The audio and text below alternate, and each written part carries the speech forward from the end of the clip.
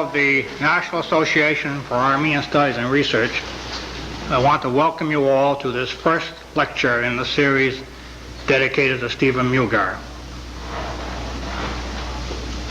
This is a very special occasion for us, not only to be able to bring to you this very outstanding series of lectures, but to use them as a means of honoring someone who was very close to our organization and who was close to many Armenian organizations and many Armenian causes, and who had a very high regard for education and the need and the importance of advancing Armenian studies.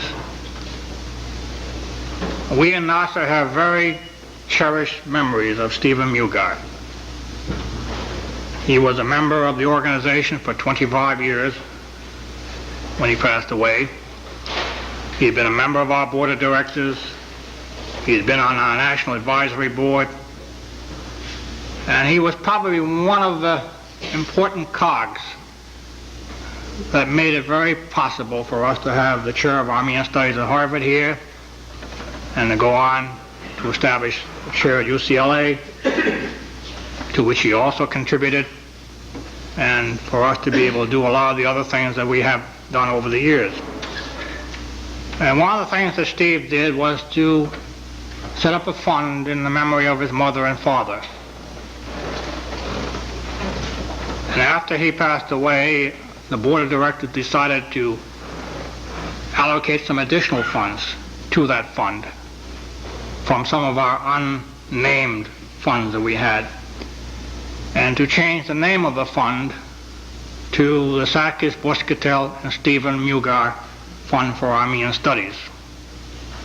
In the past, we've been able to support research and publications and scholarships through the income of this fund. We've been able to support some of the academic programs at universities. We've been able to support some of the conferences we've had. And now we are happy that through the income of this fund, we've been able to make it possible to plan this series of lectures. For those of you who may be wondering that if we had the income of the fund, why did we charge admission? Well, we have some very strict rules governing the uses of our funds. And we can only use the income for certain types of activities. So certain of the expenses of these lectures can be covered from the income of that fund. But others of the expenses cannot be covered by the income of the fund. Our rules will not permit it. And so we have to pay for those other expenses, such as publicity and refreshments and so forth, out of our current operating funds. Well, we are feeling the pinch of the recession like everybody else. And we don't have as much money floating around as we'd like to be able to do some of these things and make it possible to offer some of these programs completely free of charge. And so we thought that people would not mind if we charged or asked you to donate $2. But we also thought of it another way. Stephen Mugar, in all of his life, gave, and gave. I remember there were many things that Steve gave to that people did not know about. For every one thing that you heard about that he gave to, there were probably a half a dozen things you never heard about that he gave to. And he was that way. He was very modest and very unassuming and that sort of a thing. In fact, some of us had to force him to agree to let us be made known that he had contributed to some of these causes. Recently I read something that appeared in the Armenian Assembly newsletter, which it is said that it was found in Steve's wallet after he passed away. Just a few lines, I'd like to read it to you.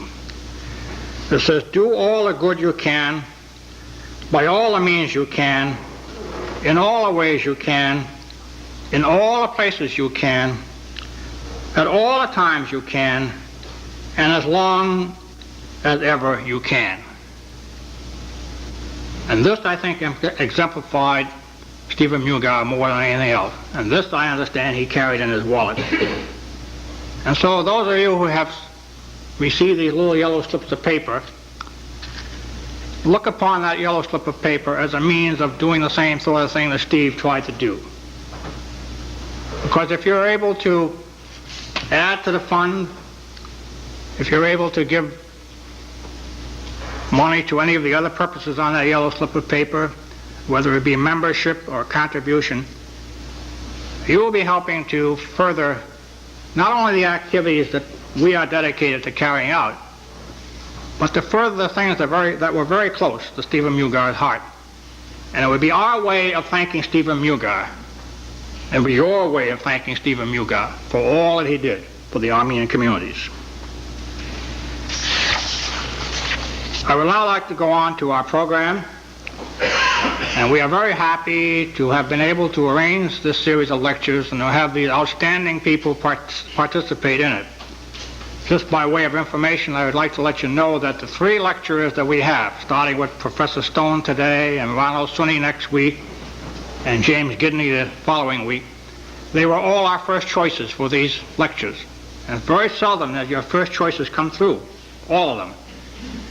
And to top the whole thing off, we were able to get Professor Sakar or Dr. Sakar to come and to help us kick off this series of lectures. And I can think of no more appropriate person to be here today to help us kick off these lectures than Dr. Sakar. And there is so much I could tell you about Dr. Sakar, and if I attempted to do that, I'd be speaking as long as maybe our lecturer. But suffice it for us to say, or for me to say, that Dr. Sakar was first a historian, secondly an educator, and thirdly an administrator, and a writer, author, lecturer, a great friend of the Armenians, a humanist, and I don't think we can pay any finer tribute to a person than to say that he was all of these things.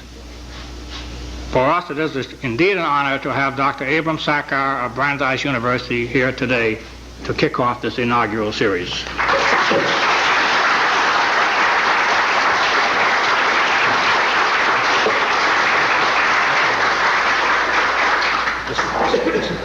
I have to hold this?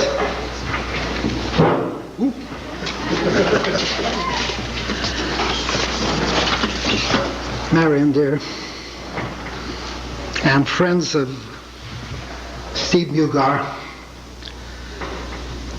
when Manug did me the honor of asking me to say just a few words of prelude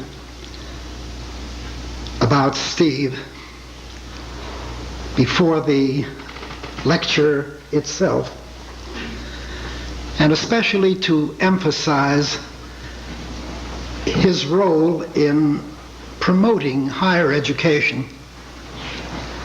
I felt that it was completely superfluous. I appreciated the honor, but I didn't think it was necessary. Because what can I say to you people who loved Steve as you do, that you don't know?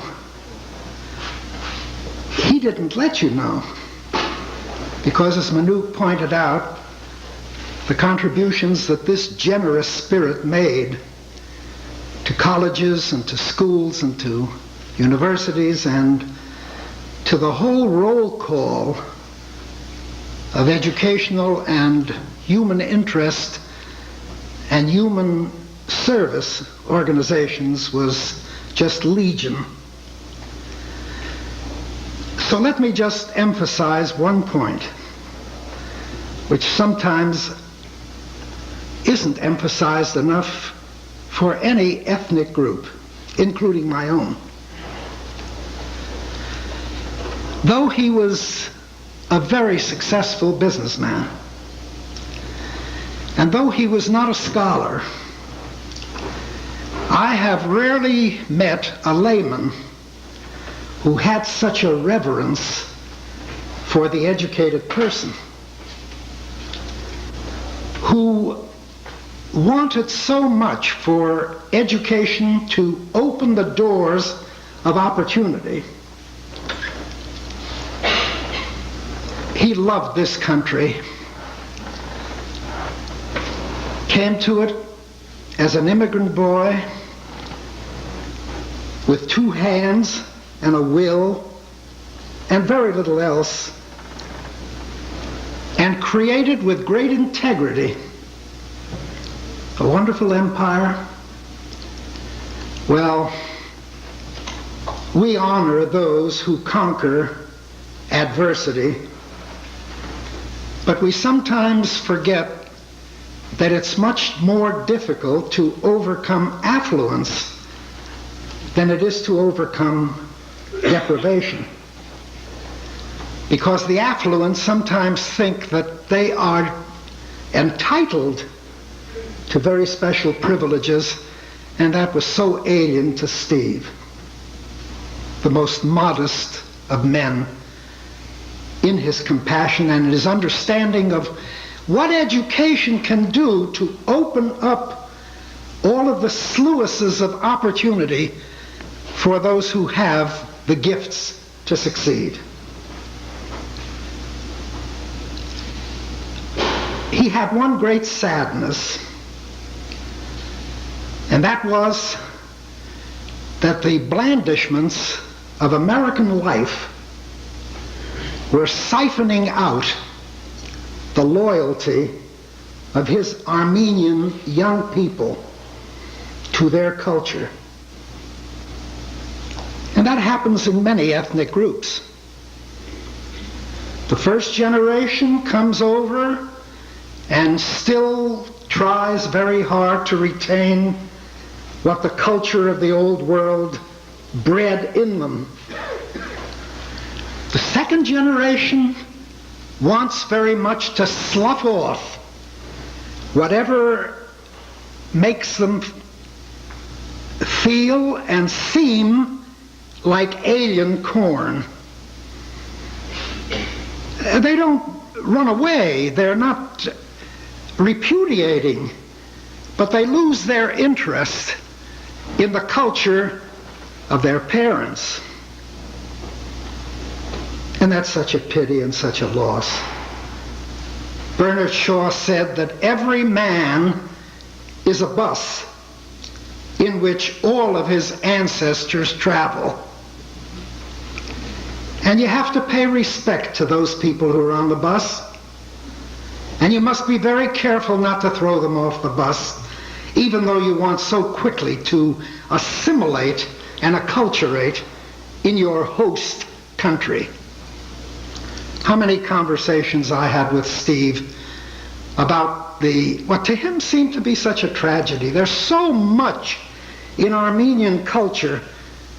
There's so much in the fact that it is the first Christian country that grew out of the paganism of the 4th century, and the genius of the 5th century, and the 8th century, and the 12th century, and the Renaissance that took place in the 18th century. He may not have been the scholar that knew all about them. I hope we'll get some of that scholarship from the lectures that you bring in. But they must not be permitted to forget that. Every other nation had to go through that travail in order to keep their young people through the education that united them in pride with what their ancestors were. I remember a television interview that I had a couple of years ago, and Eamon de Valera, the father of Irish independence, was still alive. He was 90 years old. He could hardly see me. All he saw was a blur until he got up, and he stood 6'4", straight as a ramrod.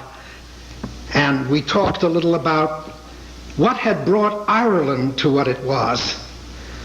And the Irish people, ever since the early days of St. Patrick, could succeed in every country to which they migrated. They became the great political figures. They won political office except in Ireland itself. Of course, they were exploited. They had to do with those English absentee landlords. By the 19th century, they starved in their thousands, in their millions. In the in the potato famine of the mid-19th century, they had to leave 2 million of them left in the coffin ships. They called them coffin ships because so many of them died on the way to America and Canada and Australia and so on. And then he turned sad at the end of the interview. And he said, what finally brought the Irish to a sense of their pride was not O'Connell, a political figure, was not Parnell, a great political figure, but the Sinn Féiners. Sinn Féin is the Irish for ourselves alone. Hyde, Synge, the lovely Lady Gregory, Joyce, the Irish who organized schools for their young people and taught them what it meant to be Irish. And this was true of perhaps other countries as well. And I remember the sad note with which De Valera ended. He said, but there was one place where I couldn't succeed. And that's why I have so much pride for your statesman, David Ben-Gurion.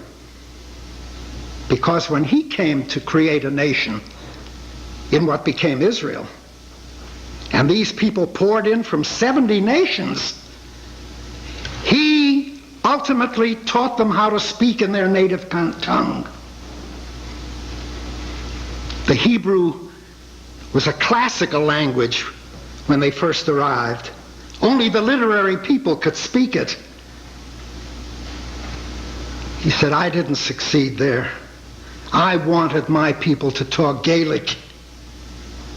And only the literary people talk Gaelic. Our people have to speak in the language of the conqueror, in the language of the usurper. We have to speak English, the very people who uprooted us. Maybe Steve didn't know all of that history, or how the Italians became a great nation in the 19th century after they had forgotten Michelangelo and Raphael and all the other great figures of the Renaissance, or the other nations of Europe who took until the 19th century to find their pride. But I found in the few conversations that I was privileged to have with Steve, where I got the secret of why he was willing to underwrite universities and colleges. I remember when he celebrated the 50th anniversary of his American citizenship, he gave fortunes to 8 universities that didn't have endowments of their own. And this came from a businessman from whom you wouldn't expect this, because he wanted so much to have education and the culture of the country and then of his own people. And now is the opportunity, because America is changing. In the old days, we used to think of the second generation that wanted to forget. We talked about the melting pot, and all the immigrants poured into America in a huge cauldron, and we stirred it up, and we came out, or wanted to come out, looking like 18th century Puritans. That was the model American. Now we've reached the point where we want to know our roots. We want to know who we are. We want to know who those people are that are traveling on the bus inside of us. We want to know our background. And we don't want the melting pot anymore. I'm so glad that that image has changed now to what Waldo Frank suggested. America is not a melting pot, it's a symphony. Every ethnic group that comes to this country has a special instrument which it has perfected as a result of its history, and it should play it. It's got to play it in harmony. If you don't play in harmony, you get a dreadful cacophony. But if you play in harmony, you who are Armenians, and you who are Irish, and you who are Swedes, and you who are Jews, and you who are Italians, the government wants you to do this. If each of you plays in harmony, then the very singularity of your instrumentation lends richness and profundity to the symphonic effect. And Manoog and your colleagues, that's why I'm so proud to be here and to pay my tribute to Steve, because he believed in this. He was passionately in love with his ancestral legacy, and he wanted the younger people to know it. And he passionately loved this country, which could give you the opportunity through its symphonic culture to be yourself. And I know that he would agree with me, as I'm sure all of you would, that you must never, never throw your ancestors off the bus.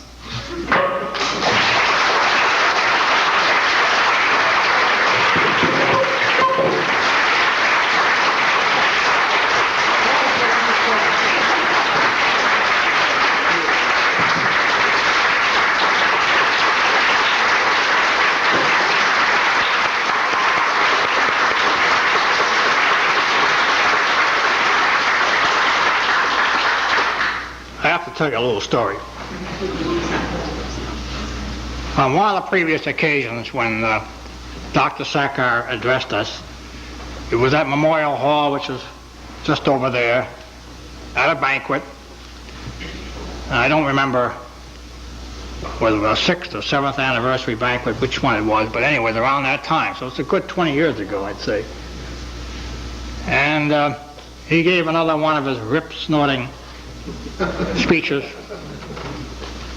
and while they were speaking, a fire engine went by, and just like today we had a tape recorder and we taped that talk.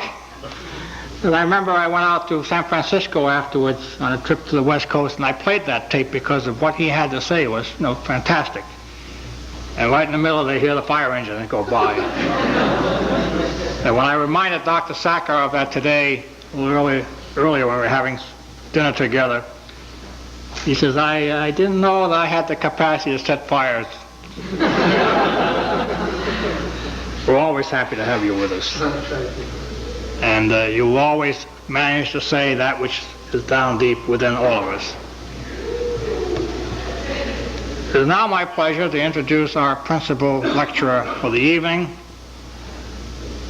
To some of you, he may not be as well known as Dr. Sakar, but to those of us who have known him, we know that Dr. Stone is a great friend of the Armenians. He has a very interesting background that I'd like to acquaint you with. At present, he is a professor of education at the University of Connecticut, international education actually, and director of the World Education Center there. And he has lived and taught for nearly 15 years in Turkey, and has lectured and written extensively on the subject of the Armenian genocide. He's a graduate of Heidelberg College and the Graduate School of Theology of Oberlin College. He has also studied at Ankara University and at Western Michigan University. And he has doctoral degrees from Vanderbilt and Boston universities. From 1953 and 1966, Dr. Stone lived and taught at the American School for Turkish Youth in Tarsus, Turkey. In 1969 and 70, he was a visiting professor at Hacettepe, I hope I'm pronouncing that properly, University in Ankara. He has had numerous articles, over 60 of them, over 60 publications, and one of them is entitled Armenian Studies for Secondary Students. That was published in 1975. He has had articles regarding Armenian educational history that have appeared in the Armenian Review and the Muslim World. He has had a chapter on the Armenians in a book called Hidden Minorities, The Persistence of Ethnicity in American Life. He has been quoted extensively in the Facing History and Ourselves, Holocaust and Human Behavior curriculum that has been prepared at Brookline High School and to which Nasser has contributed extensively financially. Dr. Stone is not of Armenian background. He is of Scotch-English background. He was born in Wilmington, Delaware. And during the years that he was in Turkey, he was with the United Church Board of World Ministries. He knows modern Turkish. He has done research in modern Turkish literature and educational thought. He has been interested in Armenian affairs for over 30 years. And when he was teaching in Turkey, he had at least a dozen students who were Armenians. So I think that Dr. Stone brings a very interesting background to the subject of our lecture today, where he will talk about the continuing impact of the Armenian genocide. Dr. Frank Stone.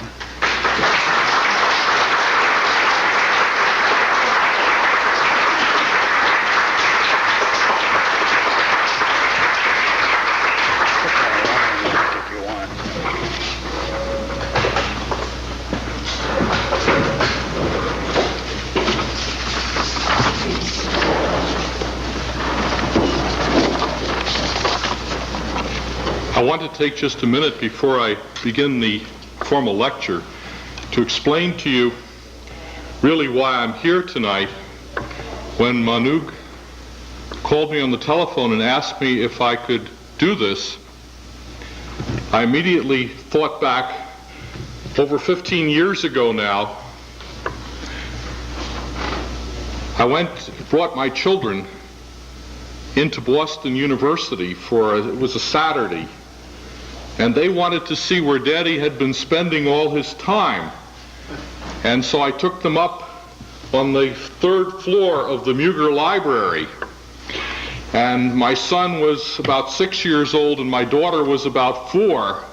And they looked at this little enclosed space. It looks like a cage. And they looked at each other and they said, "Daddy, have they really been keeping you in that cage for 8 months?" I'd been writing my doctoral dissertation, and that's where my study was. And so when Manuk explained that the evening was a lecture in honor of the memory of Stephen Muger, because I spent 8 months in a facility that Stephen Muger made possible, I immediately responded. There's a second reason, too. One builds up one's debts in life, and I owe a great deal to Dr. Satchar. He doesn't know it, but he is one of my teachers. I used to leave a class early and rush home to the program that you had on television to watch your lecture every night, and they were always exciting, as you just heard, very lively. And so I have learned a great deal from Dr. Satchar, and immediately when I heard that he was going to share the program tonight, I wanted to be part of it. My topic is the continuing impact of the Armenian genocide. Every great cataclysm in human history is not just a specific event that happens at one time and place. Every such cataclysm has its antecedents and foreboding incidents that precede the time of greatest turbulence. And there are always consequences that continue to have an effect for decades and even centuries after the period of the violence is over. This paradigm that I've just explained to you is descriptive of many major tragedies, such as the Holocaust, inflicted on European Jews by the Nazi regime, and the predominant type of treatment, as a matter of fact, that the United States government historically accorded to Native Americans in our society. But our topic this evening is the continuing impact of the Armenian genocide carried out by the Ottoman authorities beginning on April 24th, 1915.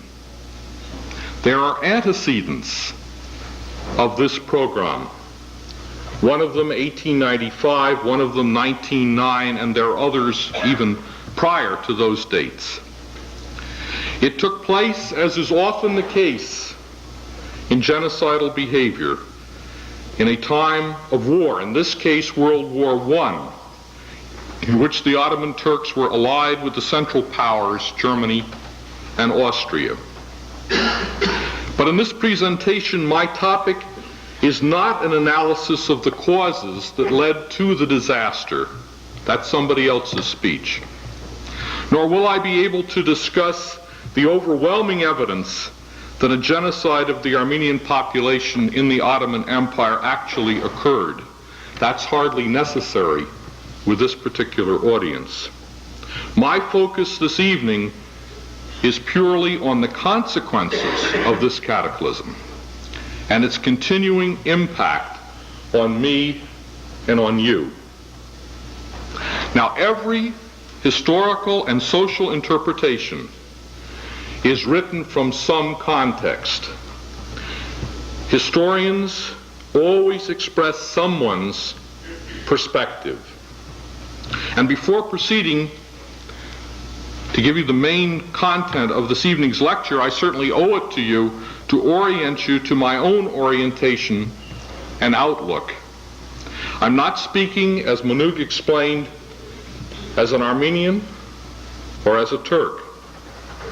I'm speaking as someone who spent a great portion of their adult career in the Middle East, in a rather small town in southern Turkey.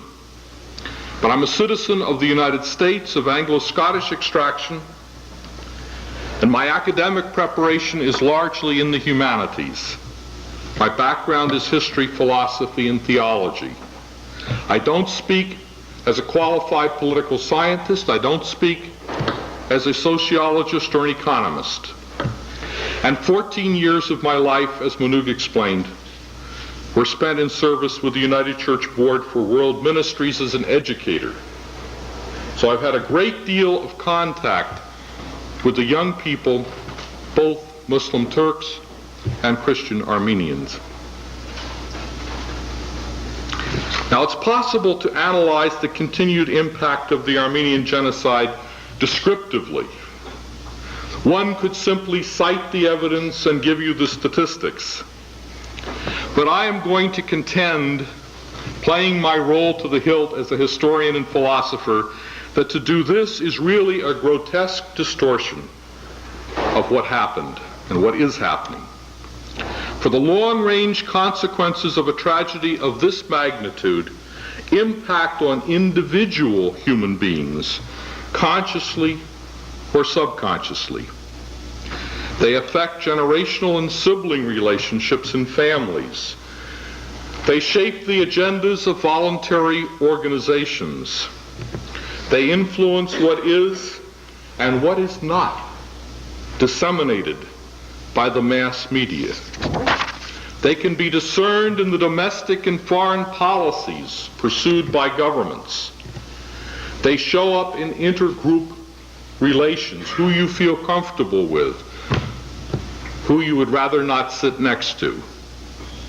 They underlie interfaith discussions as we begin to explore greater understanding with people of other world religions. They even produce subsequent conflict and violence. It is as if a genocide begets a many-tentacled octopus with which succeeding generations are doomed to wrestle.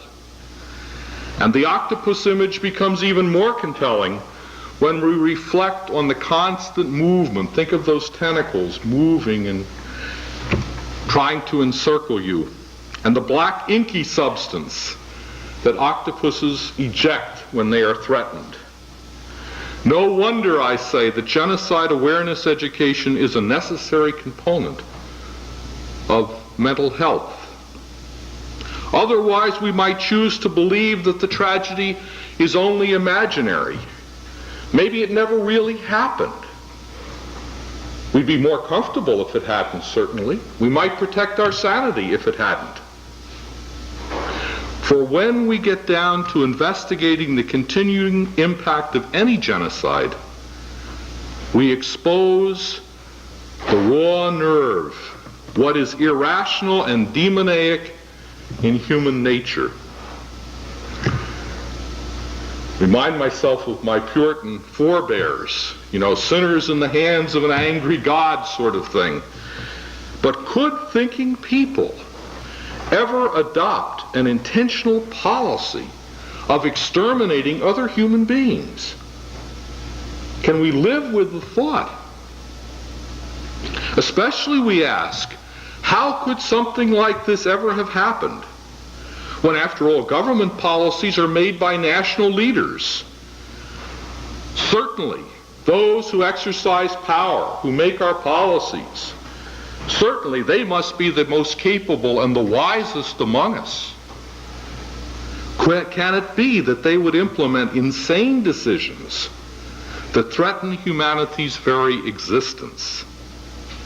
And yet, how else could one characterize the orders of Enver Cemal Talat Pasha, the Young Turk rulers of the Ottoman Empire in 1915? How else could you explain the acts of a Hitler and his subordinates, sending millions of Jews, Poles, and Ukrainians, to mention just a few, to forced labor camps and gas chambers? And today, I must point out to you, with ever-mounting nuclear weapons manufactured, deployed, a grim fact of the 1980s, is it possible for us to regard as sane international policymakers who still talk about first strike capability and surviving a nuclear holocaust? What are these dark strains of our human nature with which we are contending? Dare we try to whistle in the dark by defending or trying to justify these types of past and contemporary irrational behavior? Now, when the first deportation columns straggled out of Anatolian towns and villages toward almost certain death from attack, exposure, and starvation in 1915, this type of government policy was as yet unnamed. Only in 1946 was world attention focused on the problem of genocide when the General Assembly of the United Nations passed a resolution naming what genocide would be: a crime under international law, contrary to the spirit and aims of the United Nations, condemned by the civilized world. These are the words of that act. And then on December 9th, 1948, the United Nations General Assembly unanimously adopted a convention which became effective in 1950, ratified by 20 nations. Article 2 of this document defines genocide in these words. This is what we're talking about this evening. In the present convention, genocide means any of the following acts committed with the intent to destroy in whole or in part a national, ethnic, religious, or racial group, such as killing the members of the group, causing serious bodily or mental harm to the members of the group, deliberately inflicting on the group conditions of life that are calculated to bring about its physical destruction in whole or in part, imposing measures intended to prevent births within the group, forcibly transferring children of the group to another group. Now, we know that Raphael Lemkin, who more than any other single individual worked to frame and get adopted this UN Convention Against Genocide, was most familiar with the Jewish Holocaust. But it also seems to me reasonable to claim that this document is in itself, at least in part, a result of the Armenian tragedy as well. For Lemkin wrote this explanation of its provisions. Match what he has to say with your knowledge of the events of 1915 and subsequent years. Generally speaking, he wrote, genocide does not necessarily mean the immediate destruction of a nation, except when accomplished by mass killings of all the members of a nation. It is intended rather to signify a coordinated plan of different actions aiming at the destruction of the essential foundations of the life of national groups, with the aim of annihilating the groups themselves. The objectives of such a plan would be disintegration of the political and social institutions, of culture, language, national feelings, religion, and the economic existence of national groups, and the destruction of the personal security, liberty, health, dignity, and even the lives of individuals belonging to such groups. Now, paradoxically, as most of you know, the United States of America, unfortunately, has never ratified the UN Convention for Genocide Prevention. The Republic of Turkey, paradoxically, has done so. To date, the actions of no government have ever been condemned by the world community on the basis of the United Nations Convention for the Prevention and Punishing of Genocide. In 1972-1973, for example, 100,000 Hutus, a tribal group in the Republic of Burundi in Central Africa, were killed by the ruling Tutsis. Thousands and thousands of other Hutus had to flee from their country, and they have become permanent refugees. And yet no international body intervened. Nobody condemned the criminal act. Millions were slaughtered in Kampuchea, Cambodia, during the 1970s. Their indigenous way of life was wiped out. Again, however, the world powers did little to stop the carnage. So two basic facts seem to me to be crystal clear. First, genocide, tragically, is not a thing of the past. And two, although governments accuse others of genocidal behavior, seldom does a government ever admit its own guilt. When we are asked why we can't just forget the Armenian genocide of 1915, the answer is twofold. It cannot be forgotten in the first place because its effects are ongoing. And it cannot be forgotten in the second place because genocide has not ceased in our contemporary world. When we reflect upon the ongoing impact of the Armenian genocide, we can recognize its influence in many ways. It is a factor in our current behavior, both as an irretrievable loss of potentiality and also as a goad to action, kind of a push-pull, a taking away and a forcing forward. As I explained to another group, behind all of the acts, the categories, and the distinctions of such a catastrophe are human beings. I said to them, if the aim of genocide is to exaggerate, is to exterminate a whole section of the population, to destroy the intellectuals of that group, to extinguish its community institutions, to wipe out its economic basis by confiscating its property and forcing into exile everyone in the target group, then the lessons of the Armenian genocide must be instructive. And I went on to say, you have to understand, a genocide kills. It is not heroic. Men, women, and children are destroyed. They die along the roads and in the fields. Their blood stains the highways and colors the streams. People are made destitute who were self-sufficient before. Children are left without fathers and mothers or any living members of their extended family. The normal leadership of the victimized group is wiped out for at least the next 50 years. A generation remains unborn.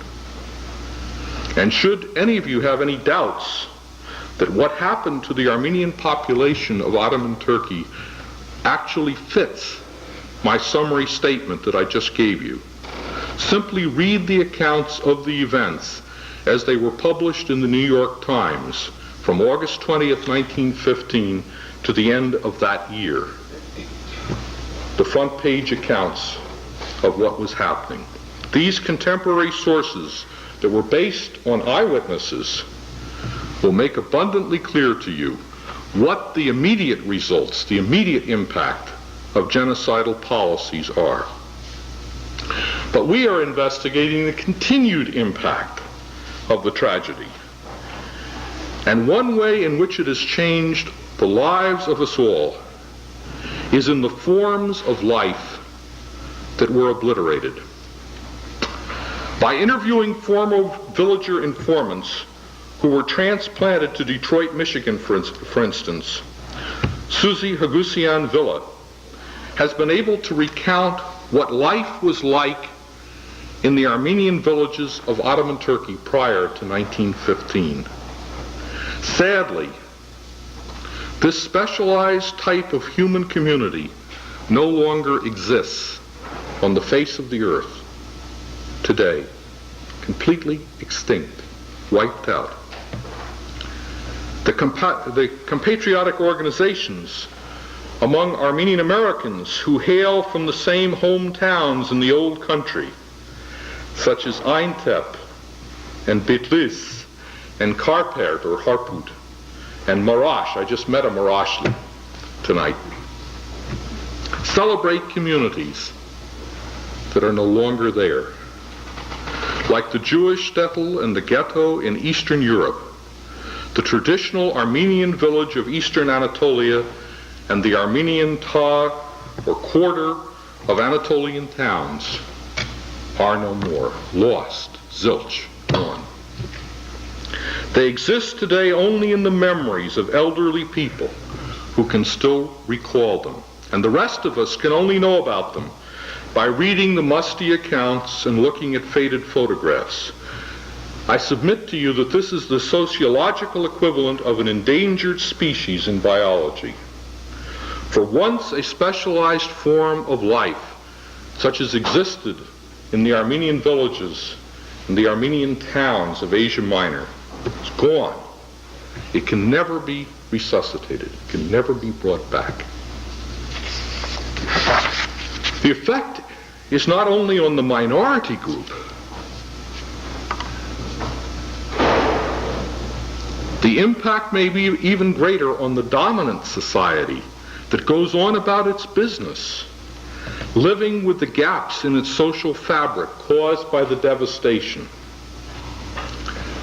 I don't know if you've ever thought of it from this other side, but virtually every town in Anatolia today has its abandoned buildings, the churches, the schools, the factories, the neighborhoods that were once teeming and active that are now stilled. Sometimes they have been converted to storage facilities or rededicated to other uses by the present population, but the fit is never quite right. Those who live there are still strangers in their environment. For decades, the remaining society, I want to give you an image here, is really like a person who has had dental surgery that removed a portion of their normal teeth. Whenever their mouth is open, the cavities in the social structure are evident.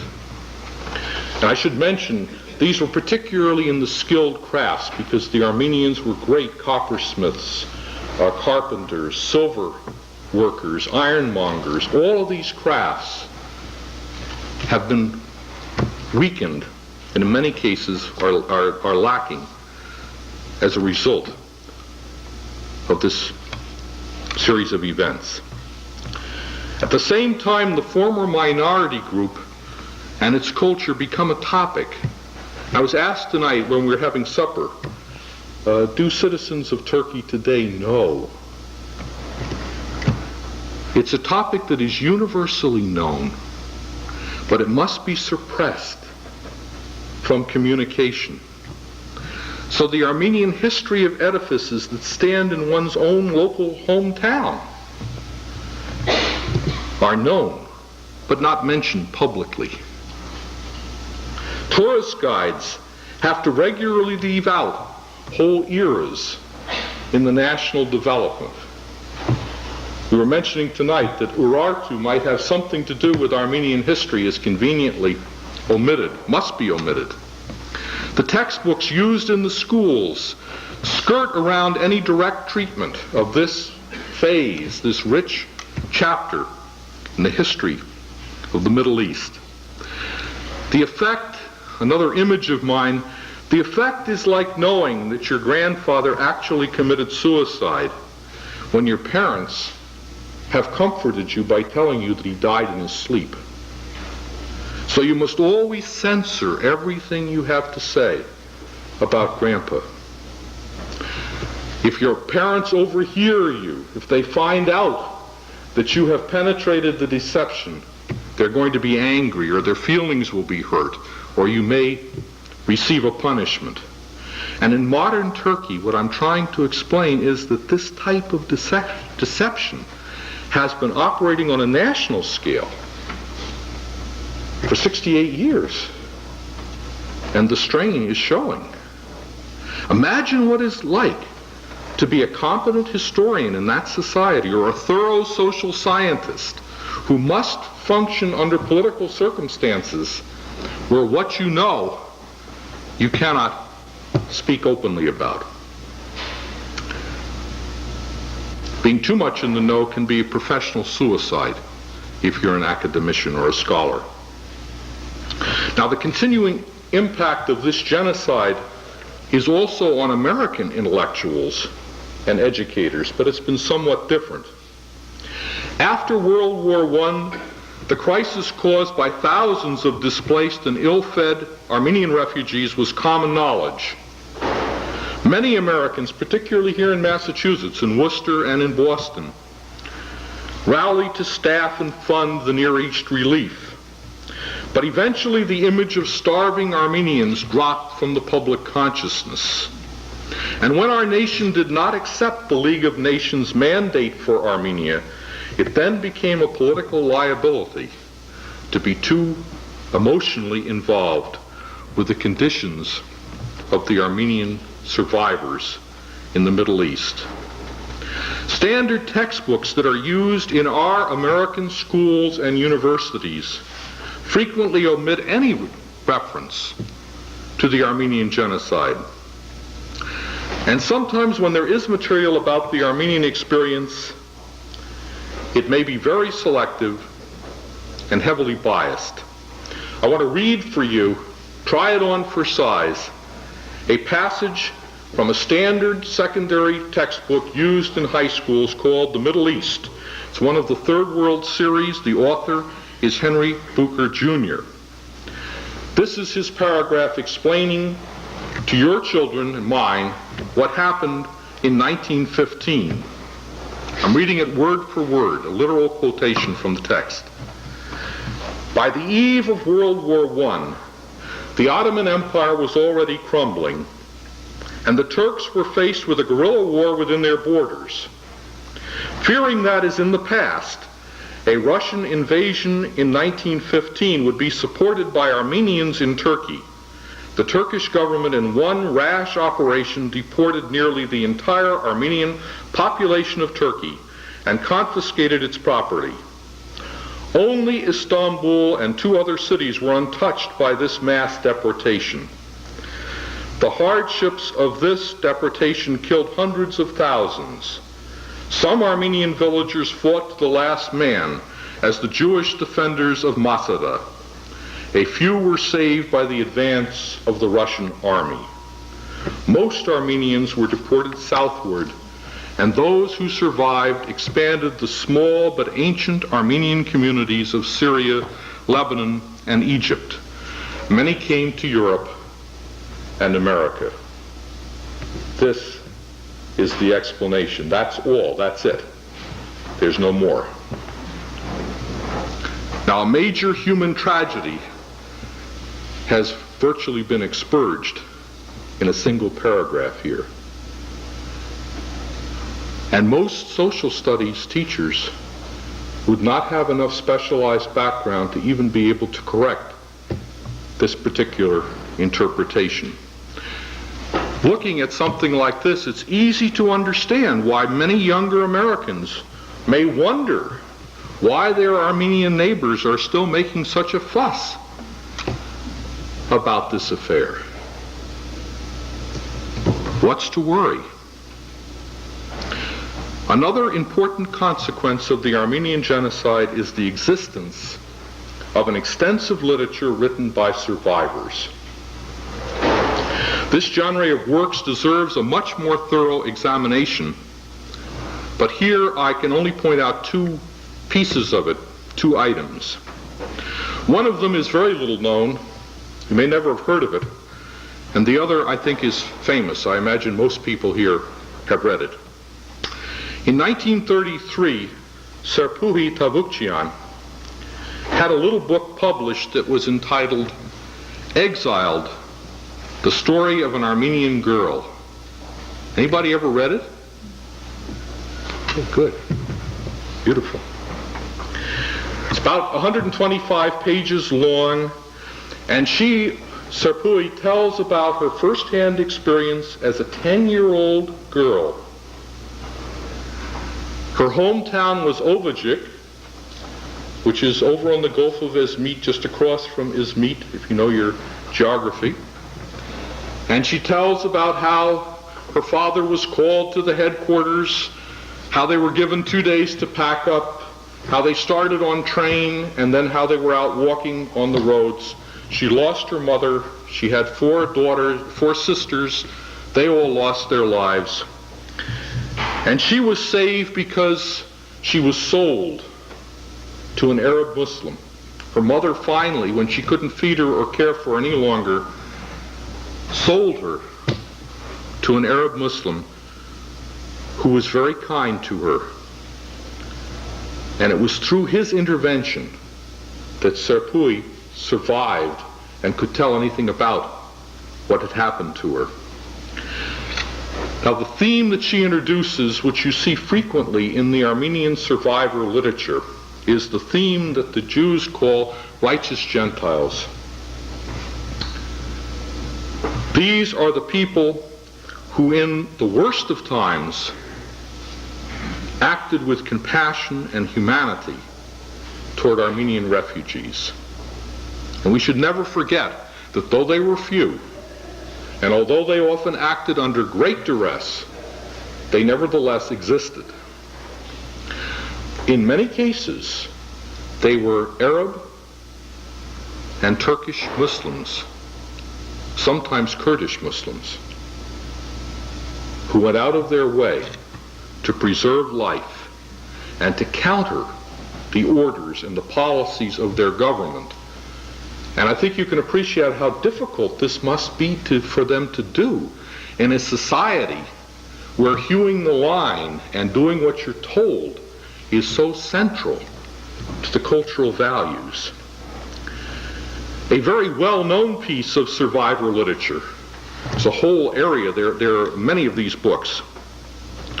Although it is now unfortunately out of print, maybe somebody can bring it back into print, is that wonderful book, I Ask You, Ladies and Gentlemen, by Leon Sermelian.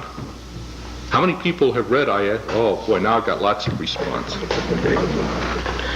Originally published in 1945, it is one of the great gems of the survivor literature. I want to point out to you, both of these books predate the present charges and countercharges. These people were not writing a polemic. They were writing a personal account of a personal experience. In the book, Sermelian tells about, again as a child, having been with a Turkish playmate. The playmate became angry at him and yells out at the little boy, "You Gower dog, you can't talk to me like that," he shouted in my face. "You don't have many more days to live anyhow. We will cut your throats. We will massacre all of you. We will not leave a single Armenian alive." And then he moved his hand across his throat and showed me exactly how they would butcher us. Now, it's not a very pretty passage in a very gentle book. As a matter of fact, a very compassionate book. But it is a graphic example of radical group disjuncture within a society. For we have here a thorough we-they dichotomy, a mentality that separates and categorizes. It's being articulated, admittedly, in the heat of a confrontation. But you have to believe that the Turkish child who said these, as we said in South Pacific, had to be carefully taught. This is what he had overheard, what he had learned. It's this type of relation, this type of mentality, regardless of by whom it is purveyed, that produces the conditions that make genocides possible. And again, Sermelian survives, according to his own account, because of the righteous Gentile again. This time it's Osman Ağa, a Laz merchant, who takes the little orphan into his own home, buys him a new set of clothes, gives him a bath, and dubs him with the name Jamal. Now it turns out not to be a lasting arrangement, and there are many other adventures before Sermelian is finally safe. But my point is, again, that we can recognize here that violence toward members of an Armenian minority was an official policy with which many of the subjects of the Ottoman Empire apparently did not concur. Perhaps someday before long, there will be a thorough study of all of the Armenian survivor literature. Good research topic I'd like to recommend, so that the effects of their personal experiences can be better known and interpreted. Along with its impact in the demographic, psychological, literary, and social realms, the Armenian genocide has also had an important political influence. All of the ramifications of this domain can hardly be traced in the time that I have available.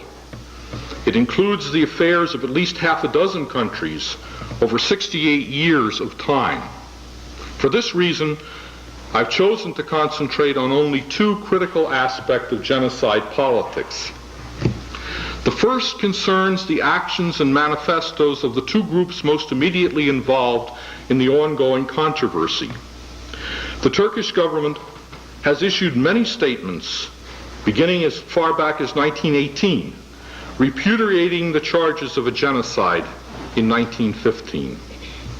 A periodical which frequently contains articles defending the official Turkish interpretation of events in that era is Newspot, the Turkish Digest. It's issued by the Directorate General of Press and Information in Ankara. You can go back and check the articles and you will see what I'm referring.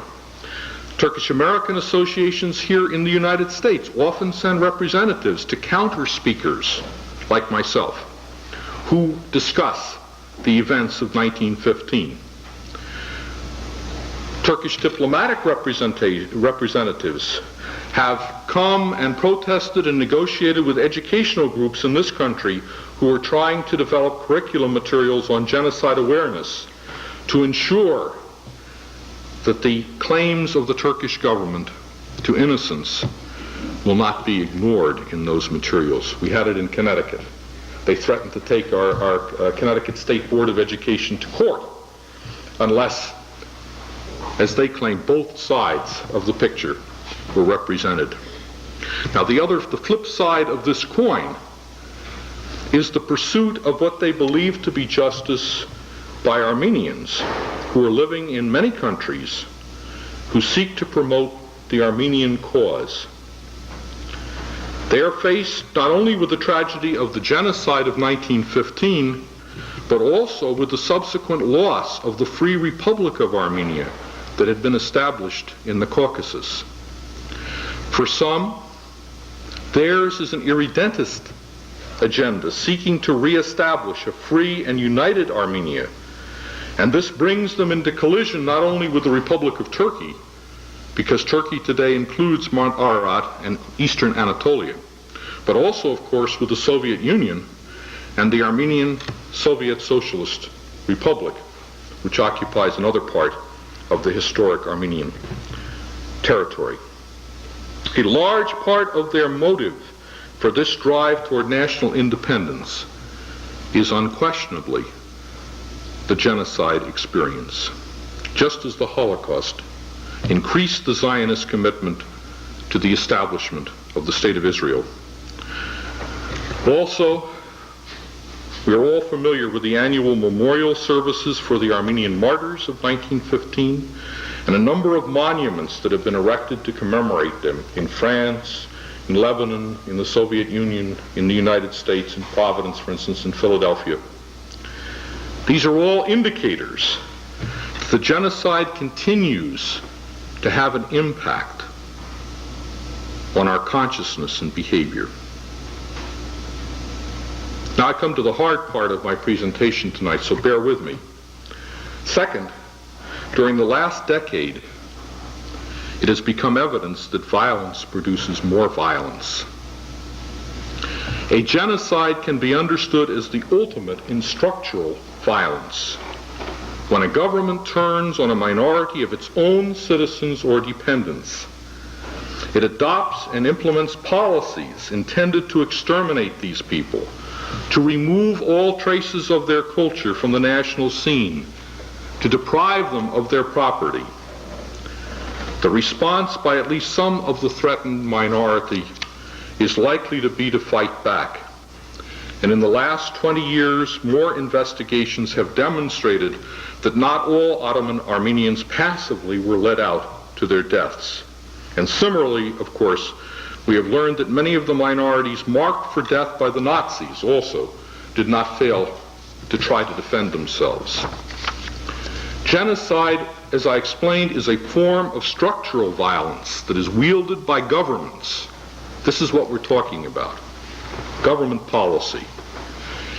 Its counterpart for individuals and groups that lack government resources is terrorism. There are varieties of terrorism.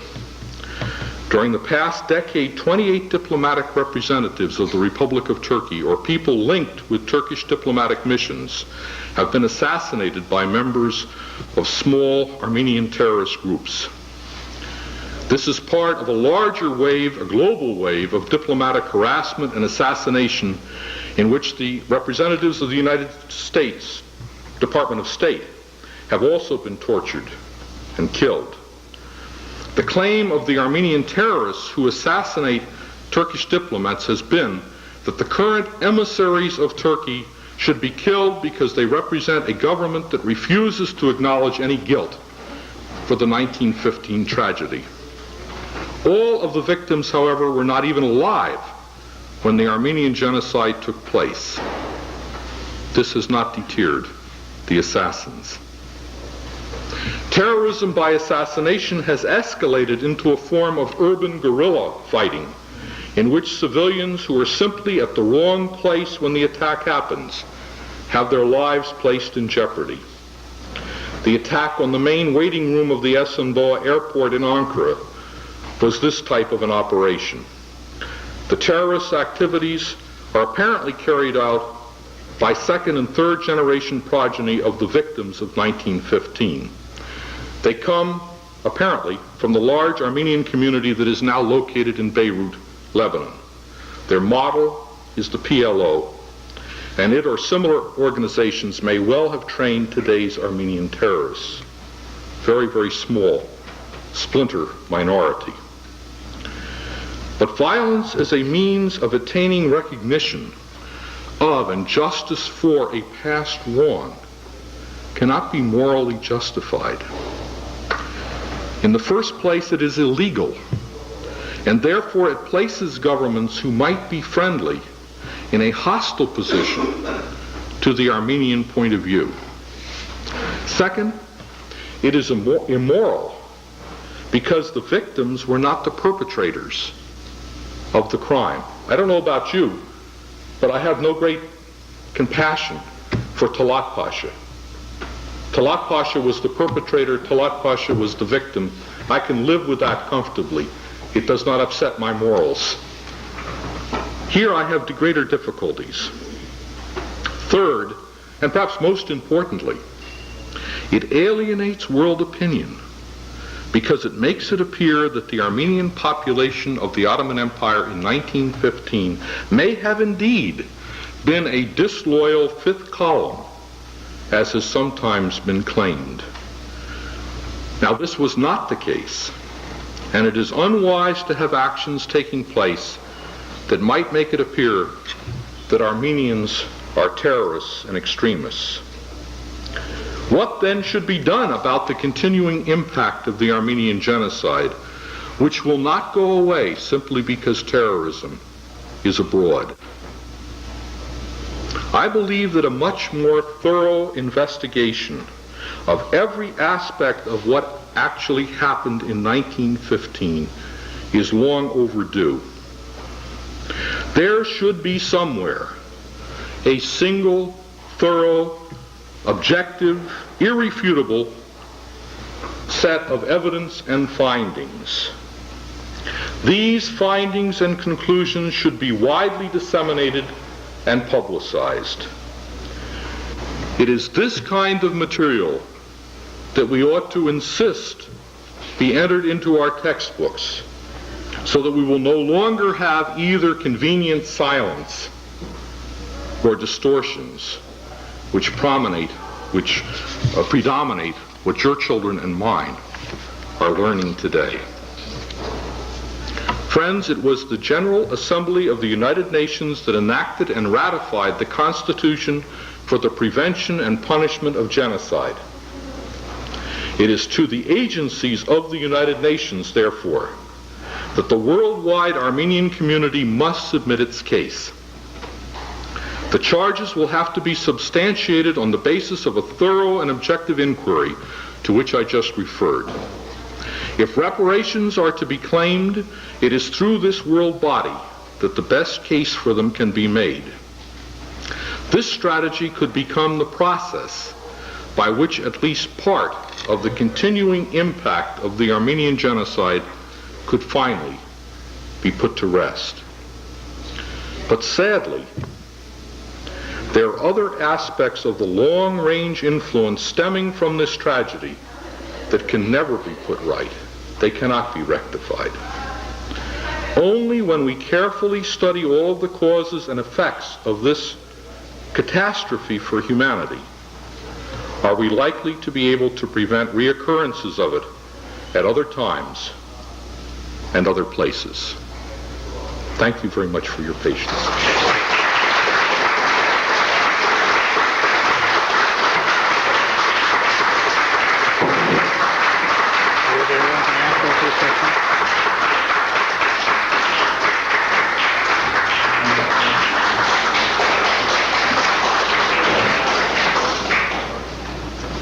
Dr. Stone has kindly consented to answer a few questions.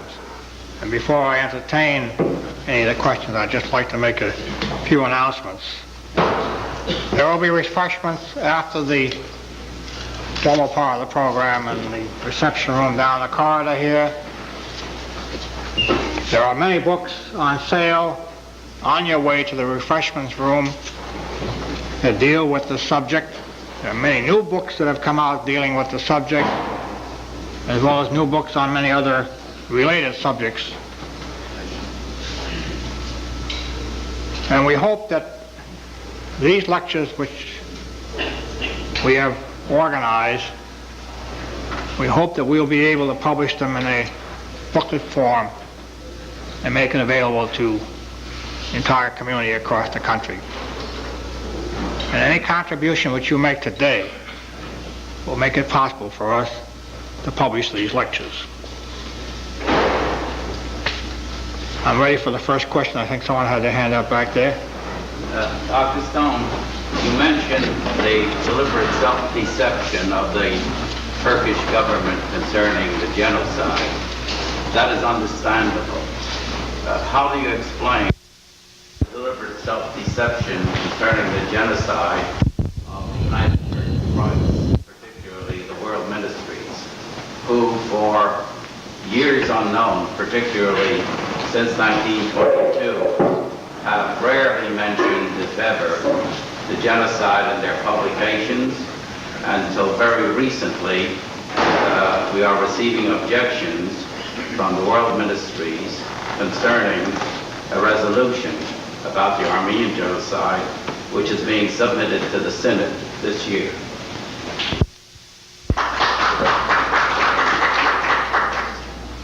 at the time, because I've done a study of the American Board schools, I had to go to the Houghton Library and go through all of the printed materials that go back in our history. At the time, at the period from 1915 to 1918, certainly the representatives, it was the American Board of Commissioners for Foreign Missions at that time, but they certainly were very outspoken, and the evidence is very, very widespread that they understood what had happened. As a matter of fact, a number of Americans connected with the board lost their lives at that time. They were the victims. They were the martyrs, along with their Armenian friends. I think what has happened in the 50s and 60s, I suppose it's a kind of weariness that you see in many aspects of our society, where these nitty-gritty, unpleasant, nasty, demoniac aspects of human nature we want to sweep aside. We do not want to focus on them. I know that I get people say, you know, as a professor of international education, isn't there anything else? Why do you have to focus on genocide education? Can't you find another topic, a pleasanter one, a neater one, a nicer one? Let's do folk dancing, you know. Let's write some haiku and have some brush paintings. This may be it. I know that the AD, which is the official journal of the United Church of Christ, recently carried two articles. One article recognizing the Turkish, the responsibility of the government, Turkish government of that time for the genocide, and the other one mentioning the type of censorship and pressure that non-Muslim groups in Turkey find today. So I think there is some changes of attitudes. May I ask one further question?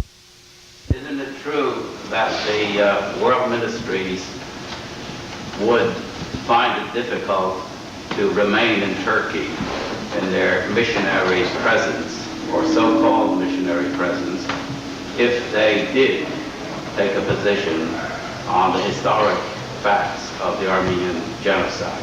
I ask this question because I've had a number of missionaries from that area tell me to not publish this or not publish that, not to say this or not to say that on the Armenian genocide, because it would jeopardize their work in Turkey. And my further question would be, is the work of the world ministries of the UCC in Turkey so important as to silence or misrepresent the Armenian genocide?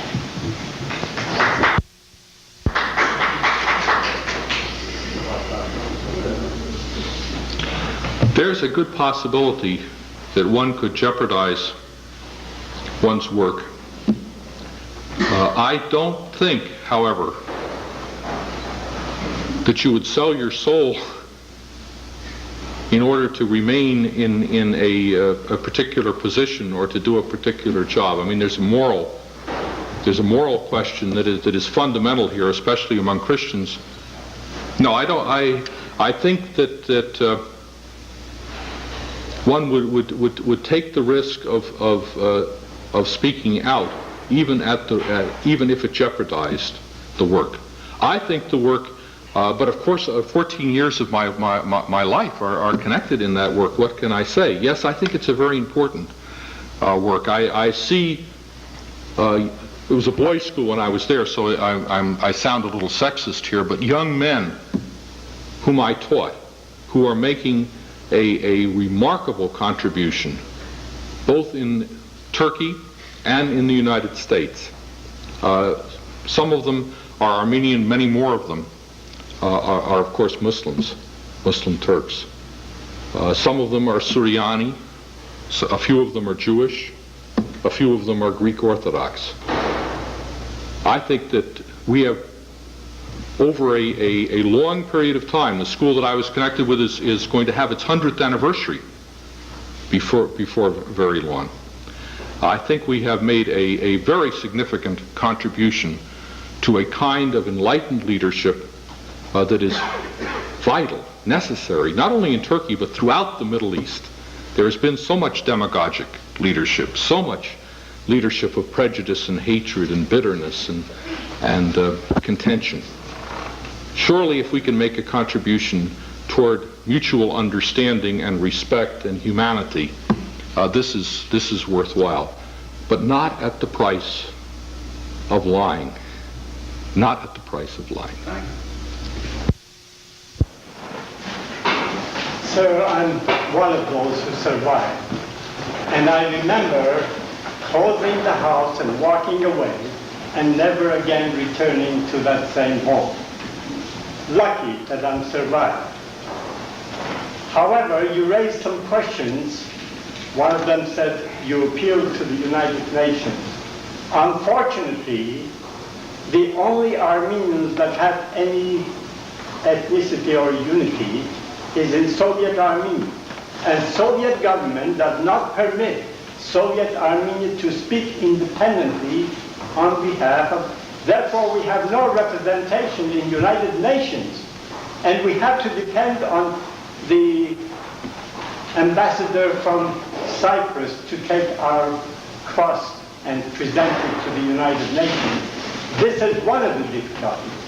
Another one of the difficulties, if you read Dr. Usher's, Clarence D. Usher's, an American physician in Turkey, where Cemal Pasha, after murdering 55,000 Armenians in a Van district, writes that 55,000 Turkish women, children, population were destroyed, describing in very great detail, this is what Dr. Usher said, great detail, the terrible way they were murdered, and made one diabolical change. He said, these were Turkish women and children murdered by the Armenians. From the very beginning, they were thinking of hiding the secret of the genocide. So therefore, people who have to come forward must come forward bravely, openly, to present their case, because we have no one else to present our case for us. I agree.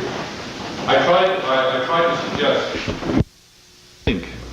I'm not aware of any single thorough investigation that brings together all of the evidence, eyewitness and documentary, and we now have many oral histories that have been conducted with survivors. We have a very, very rich background of evidence that could be used to communicate. And you find that many people, even of goodwill, in our society and other societies, are very likely to be very naive and to believe what they are told and to think that this is, that what happened in Van is the way the official emissaries of a regime are portraying it. I realize that presenting this to United Nations agencies is not an easy task. It seems to me, however, that if we had the solid, objective, well worked out documentation, that the possibilities for that would be greatly enhanced. There is, and this is, I think it's an issue. It's not an Armenian issue. This is not the Armenian cause that I'm talking about. It's a human issue. It's an issue of humanity. Any more than the murder of 6 million Jews or 4 or 5 million Poles is a Polish or a Jewish tragedy. It's a tragedy of all humanity. And it seems to me that we need to focus then on this, all of the human family rising up to try to obtain justice and rectify what can be rectified. I have a challenge. The UN thrust by the Jewish people in 1948 was a relatively successful one. Do you think, if it were not, do you think the prior activities of the Irgun, the Haganah, and the Stern Gang helped or hindered that thrust? I have to say I think they hindered it. I have a deep personal commitment to nonviolent action.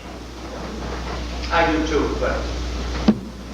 I know that there are plenty of other interpreters, Middle East scholars, politicians, sociologists who will disagree with me, I would have to say.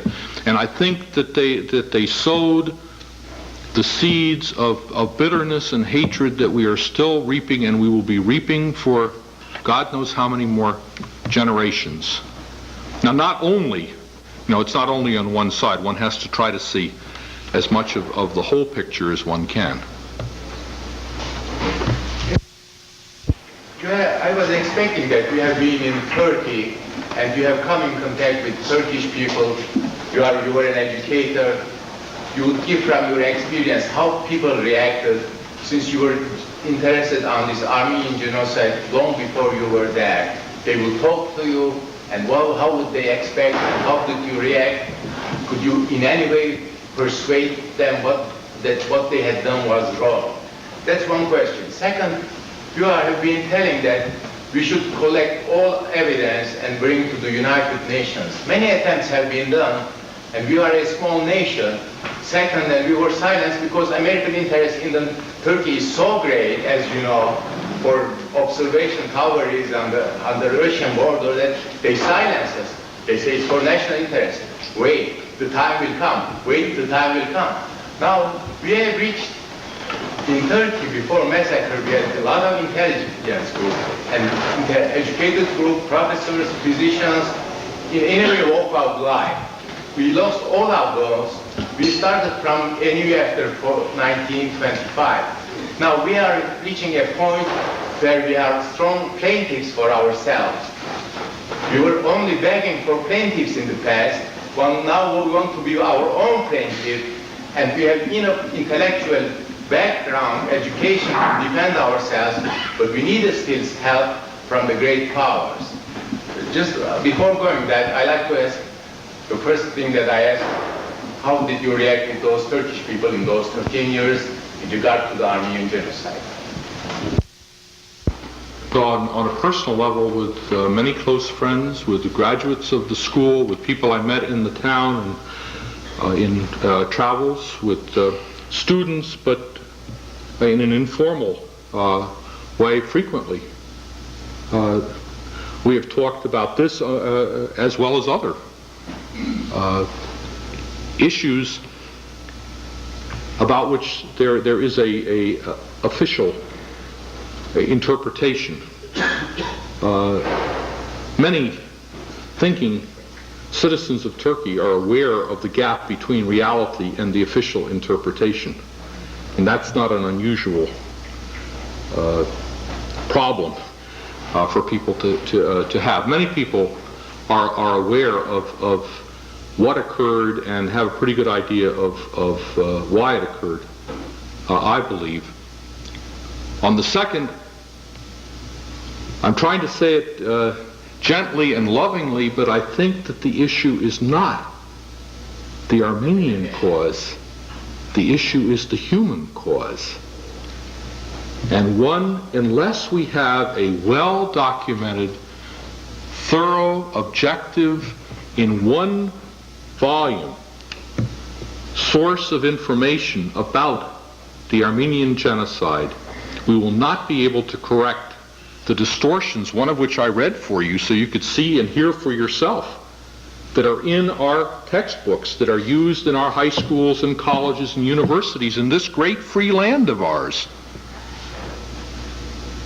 How can you get that changed? Only if you have a source of data, a source of information that is irrefutable. And secondly, then, I think there has to be a common humanitarian commitment to communicating so that justice can be done. Perhaps I can take one more question. I think Manuk would like to get you into your refreshments.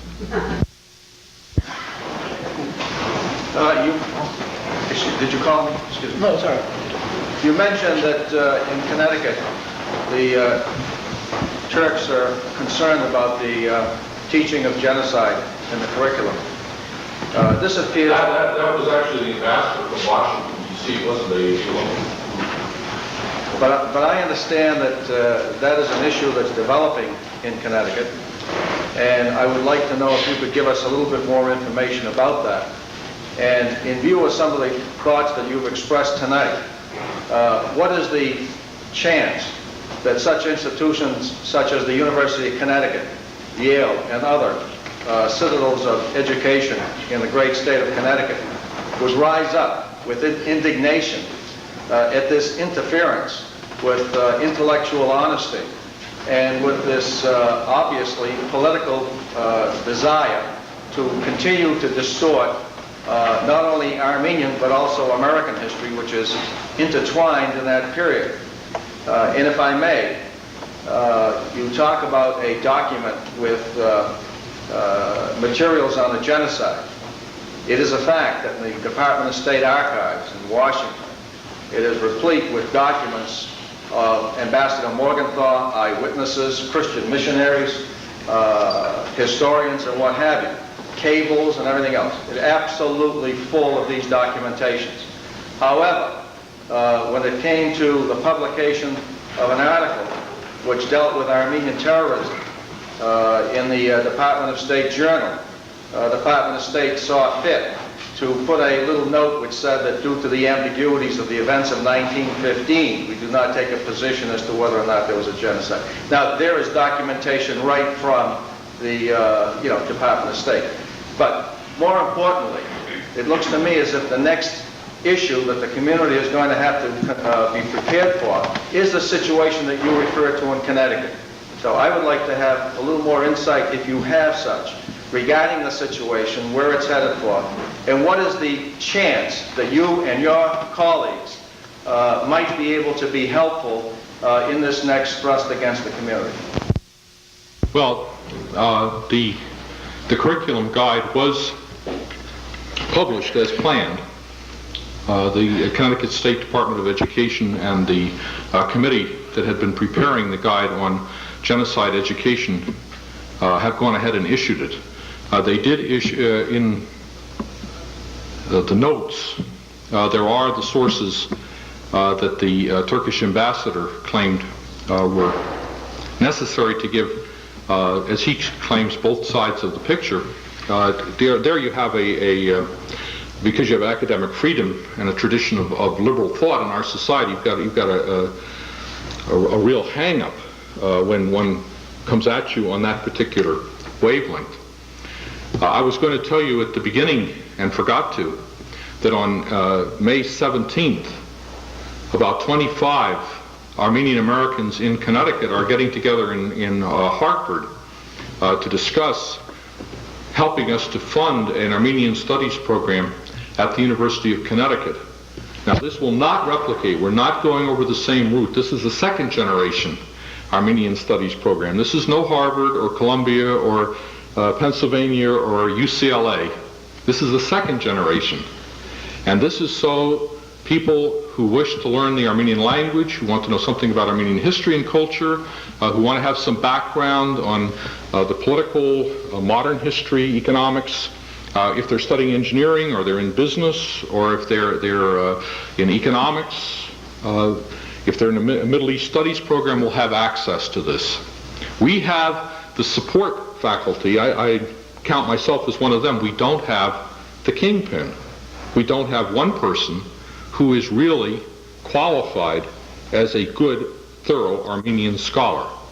And we're going to try to get the resources to hire one of these new, bright, energetic PhDs that you've helped to produce at Harvard and Columbia and Pennsylvania. And I think this is the route to go. Michigan, as you know, has already done this. And I think that as you begin to have this kind of development, you will have greater support. Right now, if I go back to my colleagues, I don't know about Yale, but at the University of Connecticut, there aren't 5 other people in our faculty who are sufficiently knowledgeable about the Middle East, the Armenian culture and background, that they'd be able to take a stand if they wanted to. It's a serious problem. It's a problem of communication, a problem of penetration. Well, thank you very much for inviting me here this evening. I appreciate your support and your interest.